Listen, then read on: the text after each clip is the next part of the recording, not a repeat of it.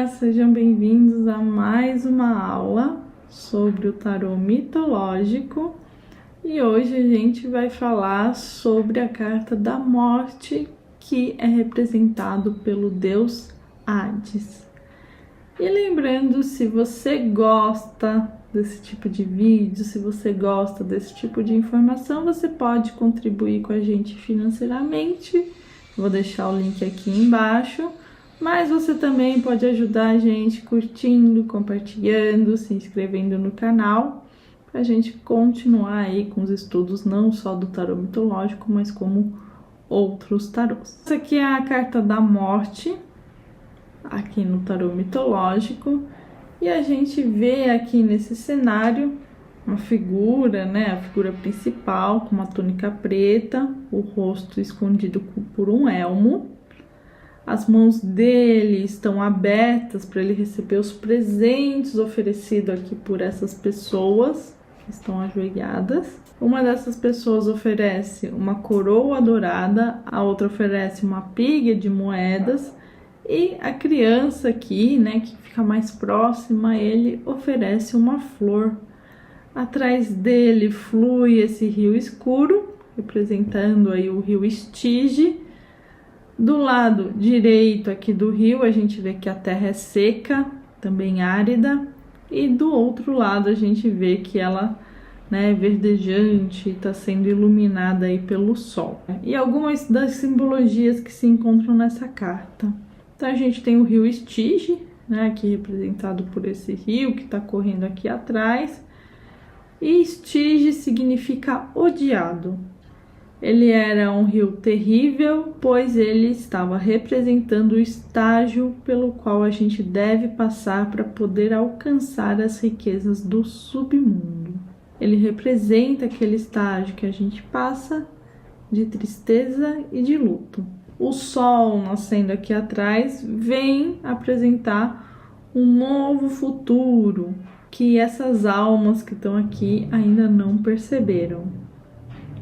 E bem interessante também nessa carta a gente tem a criança, né, que chegar mais perto ali da morte, a única figura que está de pé, dá para ver mostrar uma confiança infantil na mudança que pode ajudar a gente a lidar com o processo de luto, né, confiar. E a criança aqui representa também a única que não tem medo de expressar tristeza. Aí aqui uma comparação com a carta da morte do tarô de Waite. Aqui é um esqueleto que usa uma armadura. Aqui a gente vê, né, um rei morto, na verdade, a coroa. Né? Aqui também tem uma criança que é a única, né? Tanto a criança quanto aqui esse sacerdote são os únicos que encaram a morte. E também uma outra figura aqui de uma adolescente olhando para trás, né? Não conseguindo encarar de frente a morte. Aqui também a gente vê o sol ali nascendo atrás. Também aqui temos um rio passando nessa representação do tarô de Waite. Então vamos à história aí de Hades. O Hades, ele é o senhor do submundo e ele era conhecido como o Invisível. Ele também era chamado de Plutão. Plutão significa riqueza, e o reino de Hades era cheio de riquezas escondidas. Ele é filho dos titãs Cronos e Réia, lembrando que ele é irmão de Zeus e também de Poseidon, né, assim como Hera, enfim, né, tem ali aquela história que a gente já contou de Zeus, que ele libertou os irmãos da barriga, né, do Cronos. E quando, né, Zeus começa a governar, ele dá, né, Zeus fica com o Olimpo, Poseidon fica com os mares e Hades fica com o submundo. Quando Hades ele emerge para o mundo da luz, o elmo que ele usa torna ele invisível para que nenhum mortal o veja. Há uma curiosidade aqui para vocês. Primeiramente, vocês me desculpem, tá tendo uma obra aqui na frente, né, da minha casa. E então tem alguns barulhos de vez em quando. Eu vou ver se na edição eu consigo melhorar.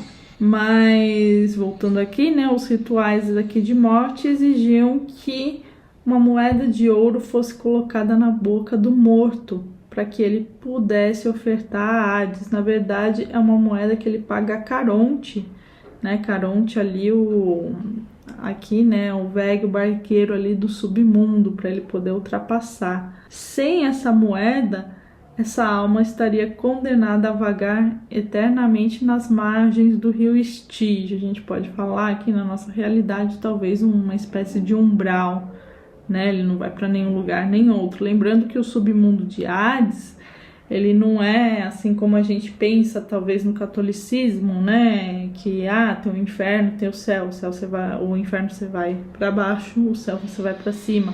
Aqui quando eles falam do submundo, o submundo ele tinha 3 lugares, né? Ele tinha 3 locais. Um era o local onde ficavam os heróis e, né, umas pessoas que fizeram diferença, vamos dizer assim, para a humanidade. A outra era onde você passava a eternidade ali. Você não era um herói, mas você também não fez nada de ruim.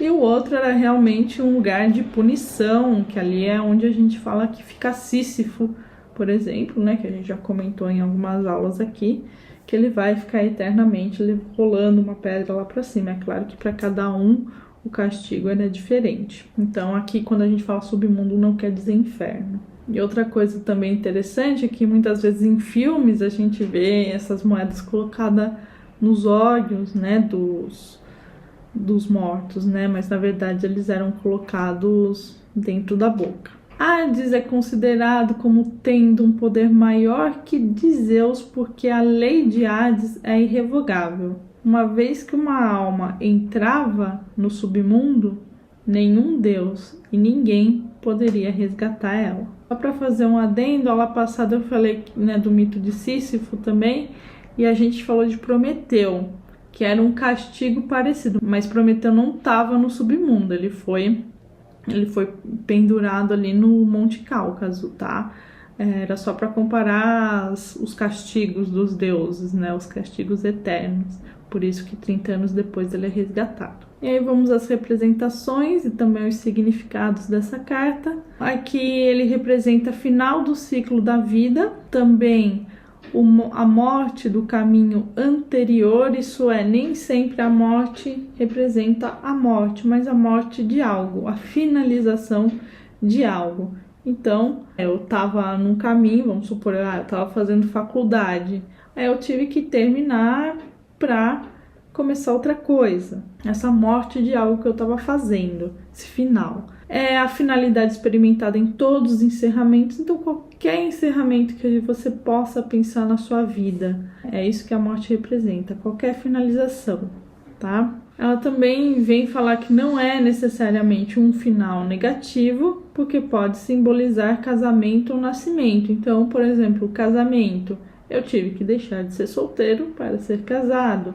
O nascimento, né? A grávida passa por aquela experiência da gravidez, mas o nascimento faz com que ela deixe de estar nessa posição de grávida. Então, essas fases da vida também são todos lutos. Também vem falar da morte de um velho estilo de vida. Eu fazia faculdade, ia de manhã para a faculdade, né? Depois ia trabalhar e aí acabou minha faculdade.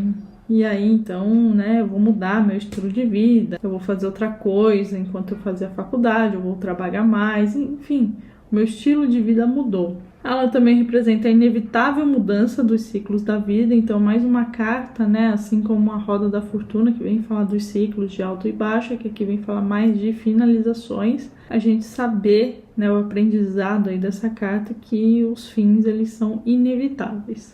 Também vem falar das sequências de morte durante a vida, né? Não morte física necessariamente. As pessoas ligam muito à morte com mortes físicas. Às vezes você tá tirando ali a carta, sai a morte, a pessoa fala, nossa, e agora saiu a morte, né? Fica desesperada. Não, calma. A morte são finalizações, geralmente também transformações. Então, por exemplo, que nem o abandono do útero, vou ter que abandonar esse útero, né? É uma finalização. A infância para passar para a adolescência, da adolescência para passar para a juventude, e assim vai. É o ciclo da vida. Essa é a representação da carta da morte. E aí os significados dessa carta. É algo que deve terminar, que já deu, que já finalizou, que não adianta mais ficar batendo, né? Esperando. Assim, não vai sair mais suco dali, né? Você tá espremendo alguma coisa que vamos dizer, você tem que jogar fora, né? Não serve mais.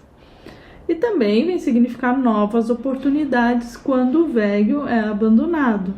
Então, para o novo surgir, você tem que abandonar o velho. E a frase aqui representando essa carta é: o louco avança no submundo, deixando para trás a sua vida anterior e preparando-se para um futuro ainda desconhecido. É esse o sentimento quando a gente passa pela carta da morte, por isso que tem muitos lutos, né? Pô, eu tava numa vida ali, tava legal, mas chegou a hora de eu abandonar. Mas eu ainda não sei o que vai acontecer.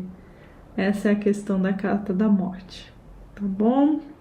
Então, bons estudos e a gente se vê na próxima aula.